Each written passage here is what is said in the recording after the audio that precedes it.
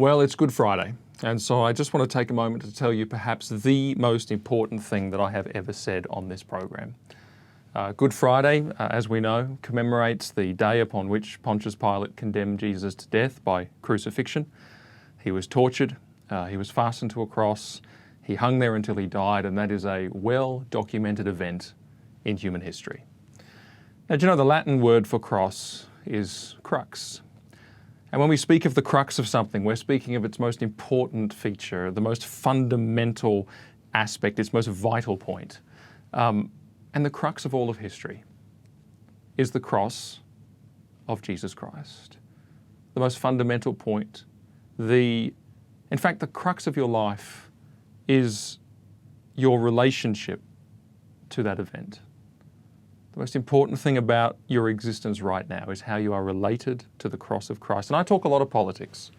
I talk a lot of news. I talk a lot of current events. And many people watch because they want insights. They want political savvy and all the rest of it. But I assure you, all of those things are just piles of vanity compared with this surpassingly important fact, your relationship to that event in history, the cross of Jesus Christ. And I want to mark Easter by reading you something, and I'm reading you an account of someone who has actually had a startling realization. They've had a revelation of what the cross of Christ actually truly means and what it really ought to be in their consideration. And it switches on occasion between the voice of God, which it starts with, and the voice of this person who is having this startling revelation. But you'll be able to follow with me. And it's from Isaiah 52 and 53. I'm just going to read it. It says, "Behold, my servant shall act wisely.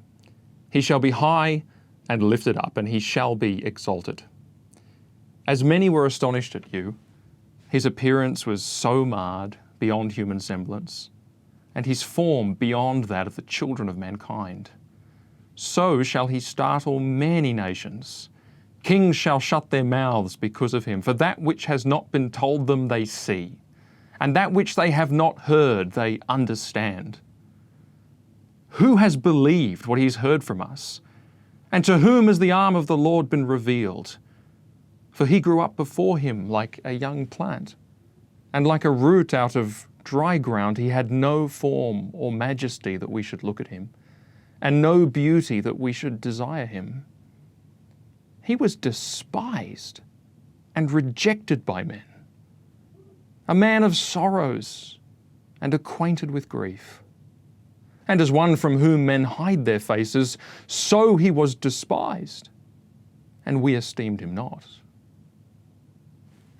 Surely he has borne our griefs and carried our sorrows. Yet we esteemed him stricken, smitten by God, and afflicted.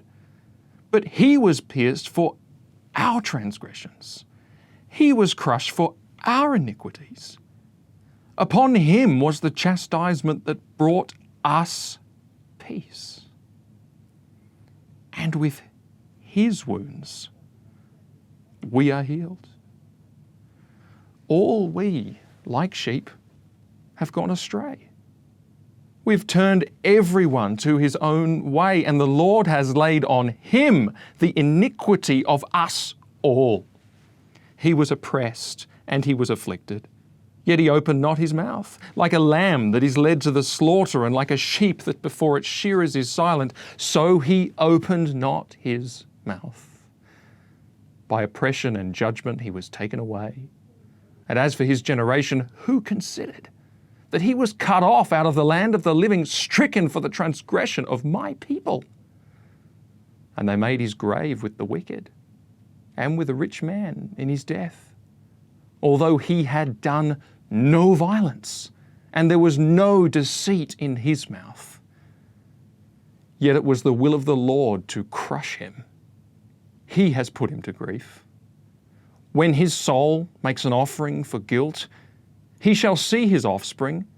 He shall prolong his days. The will of the Lord shall prosper in his hand. Out of the anguish of his soul he shall see and be satisfied.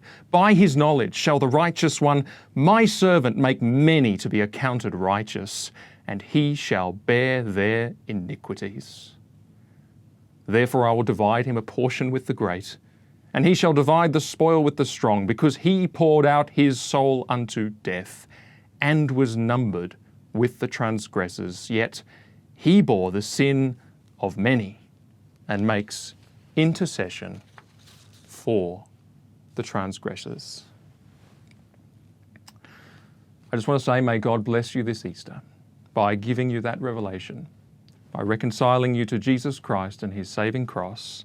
And may you be able to say with the Apostle Paul, as I pray I can say too, God forbid that I should glory, save in the cross of our Lord Jesus Christ. Happy Easter, and that was surely the truth of it.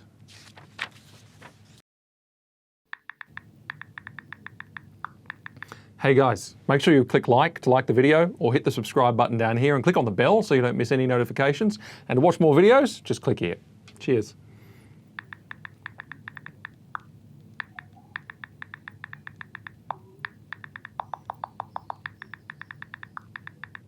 Go on, click one. You know you want to.